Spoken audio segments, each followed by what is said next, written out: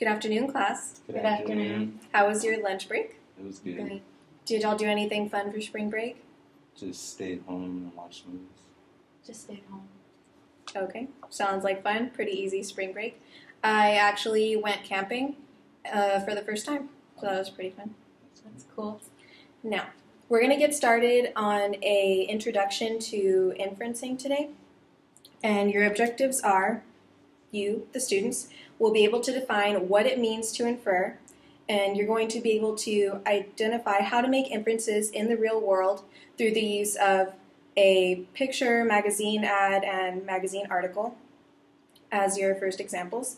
And then you will be able to make inferences about these articles with a graphic organizer. Now, does anyone have an idea about what it means to infer? No.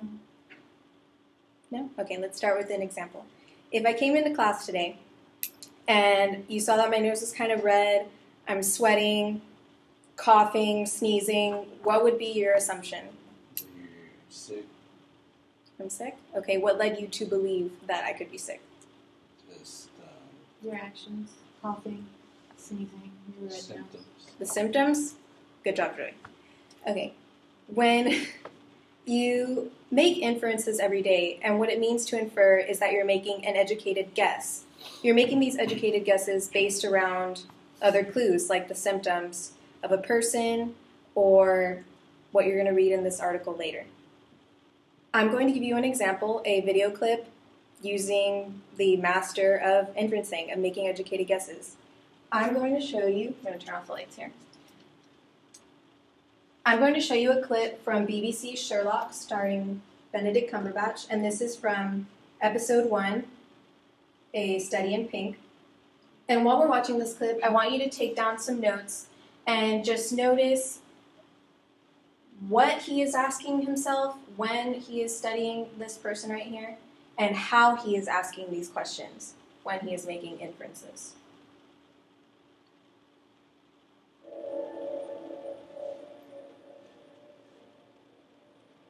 Shut up. What are you saying? You were thinking. It's annoying.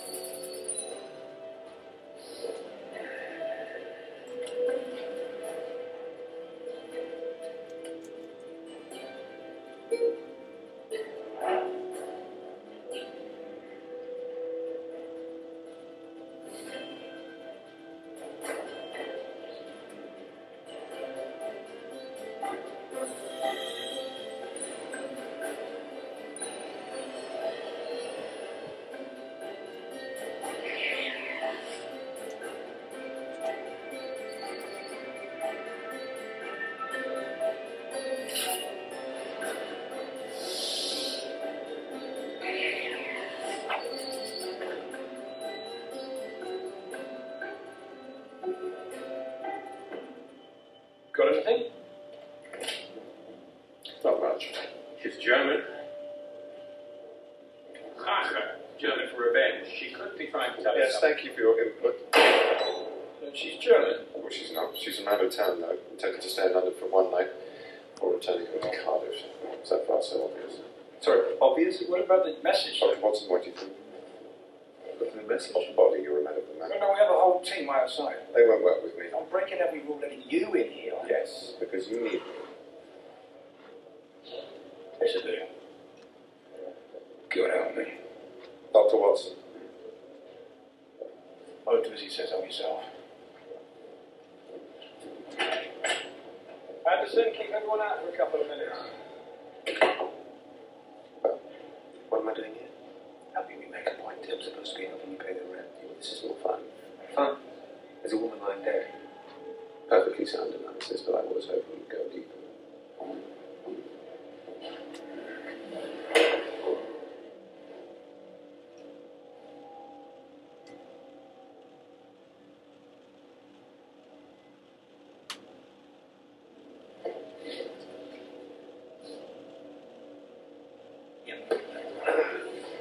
asphyxiation, probably passed out, choked on her own vomit. Can't smell any alcohol in her. It could have been a seizure, possibly drugs. You know what it was. You've read the papers. Well, she's one of the suicides before. Sure, 2 minutes, I said. I need anything you got. Victim is in her late 30s, professional person going by her clothes and guessing something in the media, going by a frankly alarming shade of pink. Travelling from Cardiff today, intending to stay in London for one night. It's obvious from the size of her suitcase. A suitcase? Suitcase, yes. She's been married for at least 10 years, but not happily. She's had a string of lovers, but none of them knew she was married. Oh, for God's sake, if you're just making this up. A wedding ring, 10 years old at least. The rest of her jewellery's been regularly cleaned, but not her wedding ring. State of the marriage, right there. The inside of the ring is shinier than the outside. That means it's regularly removed. The only polishing it gets is when she works it off her finger. It's all for work, look at her nails. She doesn't work with her hands. So what, or rather, who does she remove her rings for? Clearly not one lover. She'd never sustain the fiction of being single over that amount of time, so more likely a string of them single. It's brilliant. Sorry. Cardiff. It's obvious, isn't it? It's not obvious to me. Dear God, what is it like in your funny little brains? It must be so boring. Her coat is slightly damaged. She's been in heavy rain in the last few hours. No rain anywhere in London in that time. Under her coat collar is damp too. She's turned it up against the wind. She's got an umbrella in her left-hand pocket, but it's dry and unused, not just when strong, when too strong to use her umbrella. We know from her suitcase that she was intending to stay overnight, so she must have come a decent distance, but she can't have travelled more than 2 or 3 hours because her coat still hasn't dried. So, where has there been heavy rain and strong wind within the radius of that travel time? Cardiff. It's fantastic. Do you know you do that out loud? Sorry, I'll shut up. It's fine. Why do you keep saying suitcase? Yes, where is it? She must have had a phone or an organiser. Rachel. She was writing Rachel. No, she was leaving an aggravating journal. Of course she was writing Rachel. Now the word it can be. The question is, why did she wait until she was dying to write it? So how do you know she had a suitcase? Back of the right leg, tiny splash marks on the heel and calf, not present on the left. She was dragging a wheeled suitcase behind her with her right hand. Think of that splash pattern any other way. Smallish case going by the spread. Case that size, woman this clothes conscious, can only be an overnight bag, so we know she was staying one night. Now where is it? What have you done with it? If you needed more help with inferencing, I would suggest watching it because that's basically what the whole show is about, educated guesses. So what are some things that Sherlock said that shows that he was inferring? Did you catch any words? Yeah, some of the things were like left-handed and dirty and clean and Adulterer, married, 10 plus years, unhappily Rash, married and all this. German for revenge, and then Rachel. Okay, good. If you listened even closer, sorry, the volume was kind of low, but he said things like, you can tell by this, I noticed this. He's kind of asking himself questions. I noticed that this was this way. I noticed this looks this way. It's just asking yourself questions, and then he even said, where has it not been raining? It hasn't been raining in this place, so she must be from here. He takes it a step further to get an even deeper meaning from the educated guess. I have another example here. Let's see. We're going to look at this picture. Okay. Looking at this picture, what could you infer is happening? She's scared. She's her scared. life. She's Okay. going really fast Okay, she's going really fast. How do you know that she's going really fast? because of her being scared. I think if it was going slow, she'd be more calm. Her face, her hair. Her hair. Good job. Okay. Anything else? What else do you think could be happening? She's on a slide Okay. with cloth under her, so it could be fast. Okay, that's pretty good. And when you're inferring, try and think even further. She's on a slide, so she could be at the park, she At could a have a carnival. slide at her house, she could be at a carnival, she could be at a party. This could be her dad that's going down. It looks like there's 2 slides here because you notice green and you notice a blue slide. This could be her first time on the slide because she's really scared. And it could be summer because of the clothes she's wearing. So every detail is important. And you may not think about it, but we infer all the time. Like I gave my example earlier, you notice somebody, coughing, sneezing, whatever, okay, they're sick.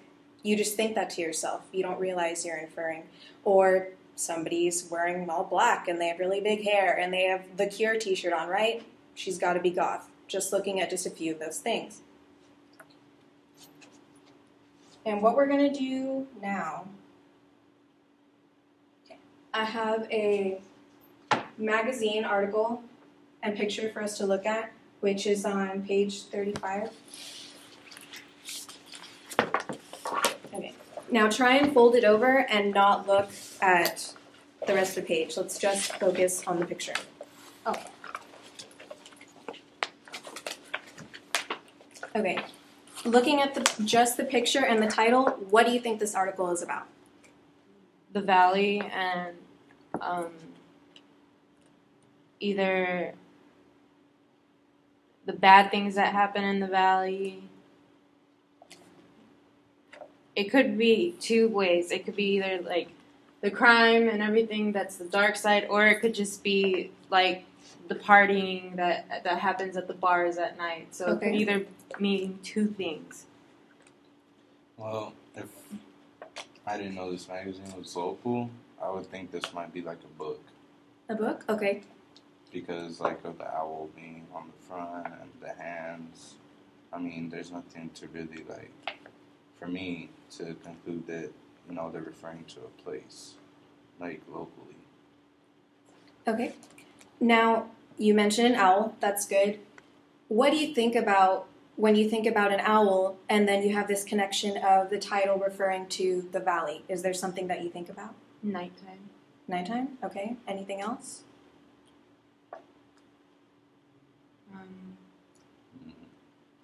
I would say that all eyes are on the valley.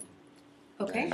Because everything is going on here. Now, it's kind of hard to see, but if you look even closer at the picture, what is under the owl right here? These markings. Can you tell They what they look are? like symbols. Okay. I can't tell what they are exactly. I can see the hands, but... You can see hands? Okay. Yeah. So, let's write down... Okay. Let's do a T-chart on your paper. And on the left-hand column, you're going to put questions. It's going to look like this. Let's see if I can bring it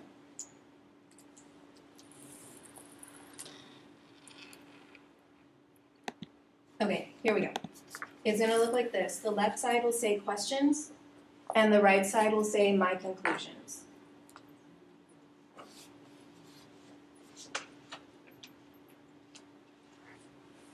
Okay. Now, before we even start reading, let's put some stuff in the left-hand column. What kind of questions do you have about the article before even starting? And it doesn't have to be just questions. It could be your thoughts or things you're observing in the picture. It's just your thoughts in the left hand. Okay, so do we put, like, is it about crime or is it about the nightlife? You could go ahead and do that. And we're going to put these questions now. And once we start reading, in your conclusions, we're going to put where we found possible answers to your questions. Put down quotes, maybe where the paragraph is. So we're looking for answers in the article. Oh.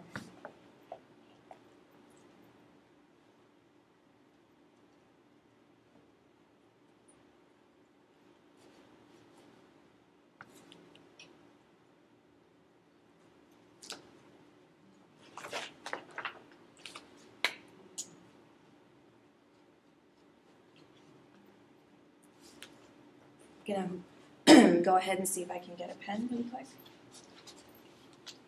How many questions should we be trying to get at least? You can put as many questions as you want, maybe at least 3. Okay, that's what.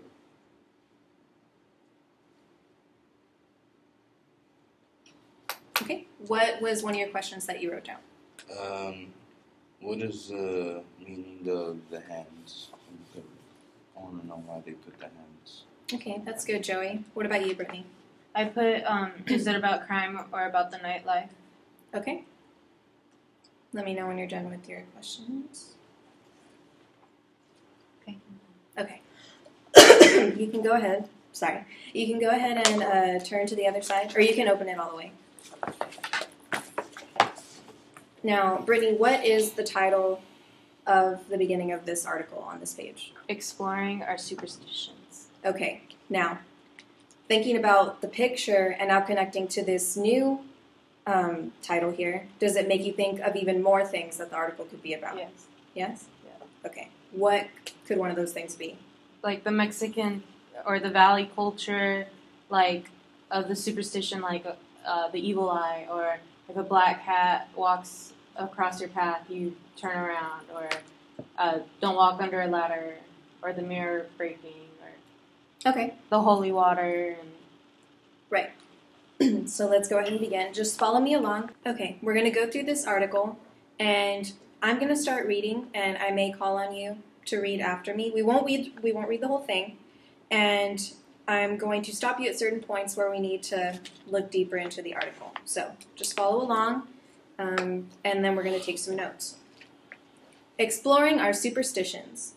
You are walking down your driveway late at night with several bags of trash in hand when a sudden gust of chilling wind sent a trail of goosebumps down your spine. In an instant, you feel every hair in your arms stand on end as you set the bags down to open the trash bin. Next thing you know, you're dumping the bags hastily into the bin, unable to shake the feeling that someone or something is watching you from within cover of the shadows. Just as you talk yourself into running back into the safe haven of your house, your eyes dart up above you and focus in on one of the swaying trees standing just a few feet from you. There, perched amid a lanky branch, you meet the piercing, owlish yellow eyes of your fearsome childhood nightmare, La Lechuza. Okay, now in this first paragraph, let's take a look at a few things. Notice that it says here, in an instant you feel every hair in your arms stand on end as you set the bags down to open the trash. What can you infer just by looking at this sentence right here about this person? That they're scared. Right, that they're scared. When you're reading, you need to think some questions to yourself. Why might this be important? I find this interesting. What might the author be trying to say? Good readers ask themselves questions while they're reading to get beyond the context. You have to look between the lines of what you're reading to get more out of just reading the article for pleasure. So I'm going to go ahead and ask Joey to read the next segment, starting with Mexican legends. Mexican legends. Lechuzas. According to frightening tales passed down to generations of children in Mexico and border regions like the Rio Grande Valley, since Spanish colonial times, are brujas, witches who transform themselves into birds to haunt people. These stories are often told to instill fear into chiquillos, chiflados, a term we use widely in South Texas and Mexico to describe children with bad behavior. Okay, stop right there. Let's go ahead and look at your questions. What were the first questions that y'all wrote down? Mine was, what does the owl resemble? Okay, and was that answered with Yes. what we've read so far? And what was the answer? La lechuza. And I guess it also resembles the other folklore that we believe in. Okay, good. And Brittany, what was your first question? is this about crime or about the nightlife? And what was answered? That it's about the legends and the superstitions of the valley. Okay, good. So, see, we already have discovered just in this first bit that what it's about or going to be about, and what the picture at the beginning of this article means. Is there any other questions you might want to write down? Anything else you're interested in before we keep going? What you think the rest of the article might mention or what it might be about? I think it's just going to be about different legends and folklore that we have carried on throughout generations here in South Texas and Mexico. Okay. Anything to add to that, Brittany?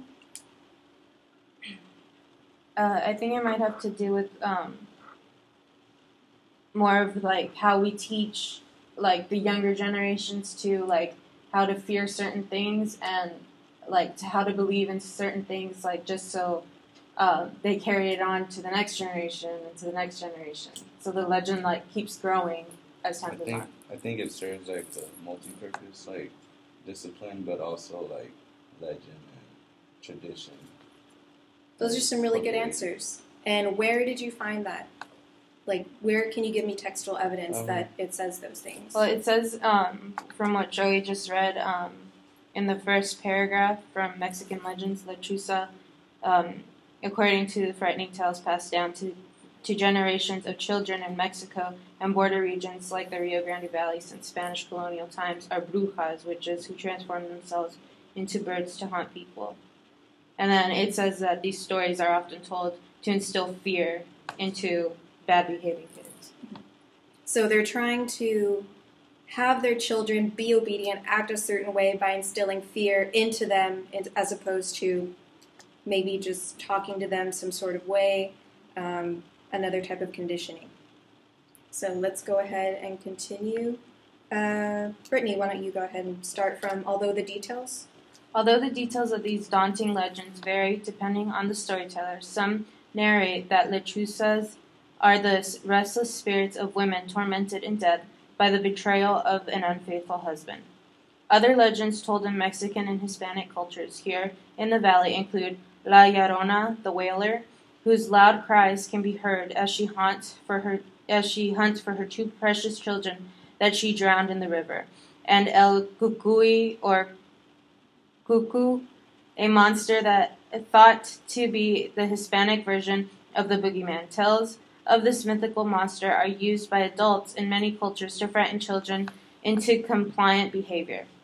If you come from Mexican families, you may recall your mom or dad yelling at you when you did not behave. Vas a ver, te va a llevar la llorona en la noche. Keep it up, and the wailer will get you at night. Personally, this was an instant remedy to get me to behave as a child. Not to mention, it produced a few nightmares too. Okay, let's go ahead and stop there. Now, we've continued to read, and they've mentioned some other legends that are within the Mexican culture. And what did it list as some other legends? La Llorona, El Cucuy. Okay, did y'all hear about that when you were growing up? Did your parents tell you stories like that? Okay. And in the next segment here, where it says, if you come from Mexican families, you may recall your mom or dad yelling at you when you did not behave. What can you infer about Mexican families from this next little paragraph right here? That they use a tactic of fear to get the children to comply. And what do you think children are like mostly that come from Mexican families? More obedient. More obedient? Because of fear. But I think it, like, also when they mature, like, you know, how we matured, you like to carry those things on through generations, you know? Mm-hmm. And it worked for you, so it wouldn't work for your children. Right. Are there any other... What was your second question that you guys wrote down? Mine was, what do the symbols mean? Okay. Joey? Mine was, what is the meaning of the hands? Okay, so you both have the same question written, so we're going to continue reading and see if it might mention what those things mean. Let's see. Okay, I guess I'll go ahead and read the next portion of it. Although some believe such tales are nothing but old myths, there are those who claim to have had horrifyingly real experiences with the supernatural protagonists of the legends. According to historian and newspaper columnist Richard G. Santos, people haunted by some of these entities tend to resort to 4 basic solutions: prayer, tying 7 knots in a string of rope, blasting the bird, la lechuza, with a shotgun or rifle, or seeking the services of a healer, commonly known in the Mexican culture as a curandera. While curanderas are often associated with superstitions of practicing witchcraft, black magic, and even worshiping the devil, the American Cancer Society acknowledges and defines curanderismo as a form of folk healing that includes various techniques like prayer, verbal medicine, healing rituals, spiritualism, massage, and even psychic healing. Such systems of traditional beliefs are common in Hispanic communities, specifically in the southwestern parts of the United States, like the Rio Grande Valley. Although no scientific evidence supports the idea that curanderismo is an effective way to treat cancer or any disease to date, some individual reports show that curanderismo may help improve symptoms, reduce pain, and serve to remove stress. A curandero's healing knowledge is passed down from close relatives or learned through apprenticeships with other experienced healers. Some describe their healing powers as a divine gift, while others claim that their ability to heal involves divine energy channeled through their bodies. Okay, let's stop here. Now we're starting to talk about a curandera, someone who's a healer, and some people think it involves witchcraft, black magic. Does that make you think about maybe another point in time when healing was used and people had misconceptions about it? Brittany? Like with the Salem witch trials, or like back in the day when witches were seen as evil or the devil, and they would hang them or burn them alive when they were being prosecuted, I guess you can say. Okay. The only thing I could think about would be like going back to biblical times Mm-hmm. when Jesus was healing the sick. They accused him of using black magic or witchcraft to cast out the demons. Okay. So when you're reading, you can also connect to prior knowledge about something else. And this broadens even more what this article could be about, what you could do a compare and contrast. It just enriches further what you're reading. And I think we're going to go ahead and stop here. And I encourage you to look at the rest of this article later because it's really interesting, and I know that you still had 2 more questions left. So you can go ahead and finish that later tonight as further practice. And what we're going to do next, if you go on to newsela.com, because our class is signed up there, I gave you 2 options for articles to continue to infer with. And you're going to use the same graphic organizer that we made up today, the T-chart, questions in the left hand, and my conclusions in the right. And like I said, for questions, it doesn't have to be just questions. It could be any quotes that you find interesting, or maybe, like you mentioned, the Salem witch trials in biblical times, maybe you could put, could this be related to something I already know? Or you could jot down stuff you thought about the picture, which you guys did. If you can't log on to your account, then I have some papers with the article already printed out, and you get to choose. And while you're working, I'm going to go ahead and just kind of circle around, answer any questions you might have, and help you further with the T-chart. And if we have time at the very end of the class, then we're going to do stand up, hand up, pair up, and you guys can compare your inferences and see what you both came up with. Okay? Okay.